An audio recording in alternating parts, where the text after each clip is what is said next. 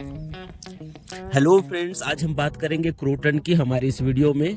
तो आप हमारे इस वीडियो को देखते रहिए। मैं फटाफट इसकी कैसी देखभाल करते हैं, कैसे केयर करते हैं, उसके बारे में आपको मैं बतलाता हूँ। सबसे पहले तो हमको इस पौधे को अगर धूप में रखे हैं तो उसको सबसे पहले आप छांव में लेकर के जाइए, क्योंकि ये पौधा बिल्कुल भी धूप पसंद नहीं करती, क्योंकि धूप में इसके पत्तियां जलने लगते हैं।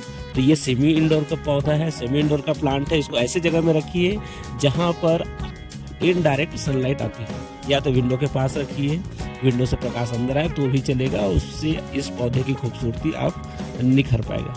और यदि आप इसको सोच रहे हैं कि ज़्यादा ही एकदम घर के अंदर ही रख दें, तो भी इसको हमको बाहर लेकर के रखना पड़ता है, जिससे कारण ये है कि क्योंकि इसका कलर ज़्यादा इंडोर होने की वजह से, ज़्यादा घर के अंदर में रखने की वजह से पत्तियों के कलर फेड हो जाती है, इसकी खूबसूरती उतना ज़्यादा नहीं दिख पाता है। तो पहला पॉइंट तो ये है। दूसरी पॉइंट, आप इसमें ज़्यादा वाटरिंग ना करें, क्योंकि इस पौधे को ज़्यादा वाटरिंग पौधा नहीं है। ये थोड़ा सा शुष्क और थोड़ा सा नम वाला एरिया में उगने वाला पौधा है। तो इसको ज़्यादा आपको पानी नहीं देना है, और ऐसा बिल्कुल भी नहीं कि इसको एकदम कम भी पानी देना। जस्ट नमी बनी रहनी चाहिए इसकी जड़ में। आप मिट्टी को टच करें, जब आपको जैसा लगता है कि मिट्टी इसका सूख रहा है, तभी इसको आप क्या करें, इसमें पानी डालें।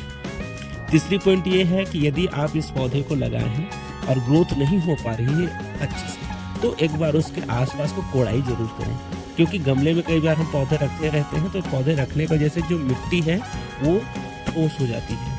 तो हमको उसको बीच बीच में कोड़ाई करते रहना चाहिए। ऊपर से कोड़ाई करने के बाद में उसमें क्या करना चाहिए, अपन को उसमें खाद डाल देना चाहिए। अब खाद कौन सा डालें, तो खाद NPK का अगर हो, मार्केट में इजीली अवेलेबल हो जाती है, वहाँ से आप उसको परचेस कर सकते हैं। यदि आपके पास वर्मी कंपोस्ट का खाद है या गोबर की खाद है तो वेस्ट होती है। साथ ही साथ में गोबर खाद, वर्मी कंपोस्ट के साथ में आपको अगर सरसों खली मार्केट में या किसी शॉप से मिल जाता है, नज़दीकी नर्सरी से मिल जाती है, तो बहुत अच्छी है, साथ में आप उसको ऐड कर सकते हैं। इससे पौधे की पत्तियों की कलर निखर करके आती है, क्योंकि ये जो क्रोटन है इसमें फ्लावरिंग नहीं होती है, ना ही इसमें ज़्यादातर फ्रूटिंग से कोई रिलेटेड है। इसकी खूबसूरती इसकी पत्तियों में है, क्योंकि इसकी में मल्टी कलर इसके पत्तियां आते हैं, जैसे लाल हो गई, पीले हो गई, आपका डार्क ग्रीन हो गया, डॉट डॉट करके येलो करके बहुत सारे कत्थे कलर में हो गई, ये मल्टी कलर नारंगी कलर हो गया। तो इस तरह से इसकी लीफ की खूबसूरती होती है, जो समय समय कहने का मतलब कि मानसून जैसे चेंज होता है, मौसम चेंज होता है, वैसे इसके पत्तियों के कलर में अप एंड डाउन होना भी आपको आराम से दिख जाएगा। तो इसकी खूबसूरती इसकी पत्तियों से है। साथ ही साथ पत्तियों के साथ इसकी पत्तियों की बनावट भी इसकी खूबसूरती को निखारती है, क्योंकि क्रोटन सिर्फ एक या दो वेराइटीज नहीं होती, इसकी लगभग 50 से 70 वेराइटीज आपको क्रोटन इस मार्केट में इजिली अवेलेबल हो जाएगी। यदि आप सोच रहे हैं कि ये पौधा बहुत महंगा होगा, तो ऐसा कुछ भी नहीं है। अगर आपके नज़दीक कोई नर्सरी है तो वहाँ आप जाएँ और इस पौधे को आप खरीदें, वहाँ पर बार्गेनिंग जरूर करें, क्योंकि वे इस पौधे की रेट को जबरन 100 या 150 बोलेंगे ही, जबकि ये पौधा आपको 30 रुपीज़ से 40 रुपीज़ में आसानी से मिल जाती है। अगर नहीं मिल रही है, नहीं दे रहे हैं पौधा, तो आप इसको छोटा पौधा लेकर के आए, क्योंकि ये पौधा 1.5 से 2 माह 3 माह में ही अच्छा खासा ग्रोथ पकड़ लेता है। तो इस पॉइंट को भी आप ध्यान रखेंगे। साथ ही साथ इसको अगर आप लगा रहे हैं कटिंग से, क्योंकि कटिंग मैं बोल दिया लेकर के तो आइए, तो सस्ते रेट में अगर नहीं मिल पा रहा है तो कटिंग लगा रहे हैं, तो कटिंग कब लगाना है इस पौधे की, ये ज़्यादा इंपॉर्टेंट है। कटिंग इसकी इजीली ग्रो हो जाती है। लोग कहते हैं कि कटिंग सक्सेस नहीं होता है, कारण क्या है? आप इसकी कटिंग पानी में भी डाल करके रखेंगे तो इजीली इसमें से रूट आना चालू हो जाता है, लेकिन आपको सही समय को पहचानना पड़ेगा। तो इसको लगाने के लिए सही समय क्या है?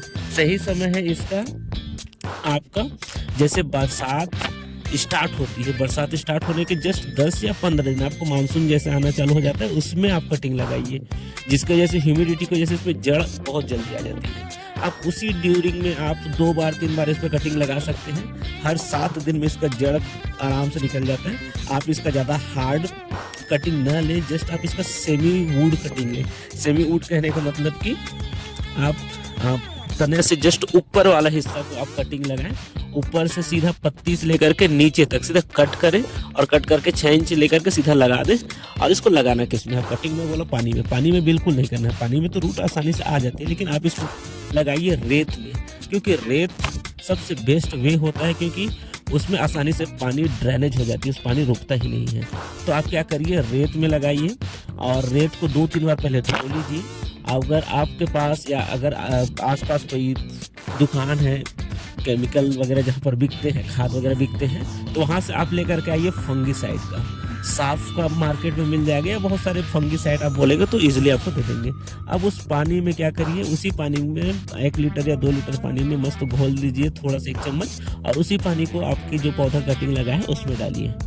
और उस कटिंग लगाने के बाद उसको एक ऐसा शेडी एरिया में रखिए जहाँ पर डायरेक्ट धूप ना आता हो और एकदम ज़्यादा ही अंधेरा वाला एरिया ना हो, ऐसी जगह में उसको ध्यान देकर के आपको रखना है। तो ये तो हो गई इसकी कटिंग की, इसकी केयरिंग की कैसे करना है।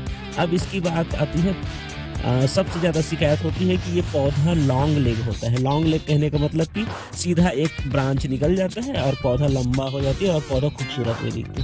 तो इस पौधे को खूबसूरत बनाने के लिए आप 2 काम कर सकते हैं। पहला काम तो ऊपर से पौधे को कटिंग करते रहिए, बीच बीच में ब्रांचेस आएंगे तो ऑटोमेटिक वो आपका घना हो जाएगा। लेकिन मैं आपको एक और तरीका बताता हूँ। इस तरीके से आप आसानी से अपने क्रोटन के पौधे को घना बना सकते हैं। अगर आपके गमले में जगह है तो गमले में आप एडजस्ट करके उसको डायरेक्ट बीच में ना लगाइए, उसको 2 या 3 पौधे एक साथ लगाने की कोशिश करिए।